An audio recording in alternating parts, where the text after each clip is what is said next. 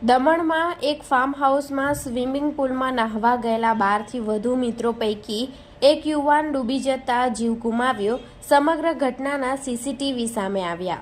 વલસાડ શહેરના રાખોડિયા તળાવની પાળ પાસે રહેતા પ્રકાશ ઉર્ફે પીસી પટેલ તેના 12 મિત્રો સાથે તારીખ 1/3/2025ના રોજ દમણમાં આવેલા એક ફાર્મ હાઉસ ખાતે ગયા હતા, જ્યાં તમામ મિત્રો સ્વિમિંગ પુલમાં નહાવાની મજા માણી રહ્યા હતા.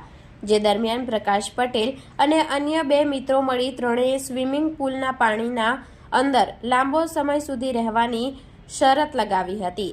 શરત લગાવીને ત્રણેય મિત્રો એકસાથે પાણીની અંદર ડૂબકી મારી હતી અને થોડા જ સેકન્ડમાં પ્રકાશ પટેલ સિવાય તેના બંને મિત્રો પાણીની બહાર નીકળી આવ્યા હતા. જોકે પ્રકાશ પટેલ લાંબા સમય સુધી પાણીમાંથી બહાર ન નીકળતા તેના મિત્રો પાણીમાં કૂદી તરત જ પ્રકાશ પટેલને બહાર કાઢ્યો હતો અને અન્ય મિત્રોએ છાતીમાં CPR આપ્યું હતું, છતાં પ્રકાશ પટેલ ઉઠ્યો ન હતો. જ્યાં અન્ય મિત્રોએ પ્રકાશ પટેલને બચાવવા માટે અનેક પ્રયાસો કર્યા બાદ હોસ્પિટલમાં ખસેડવામાં આવ્યો હતો.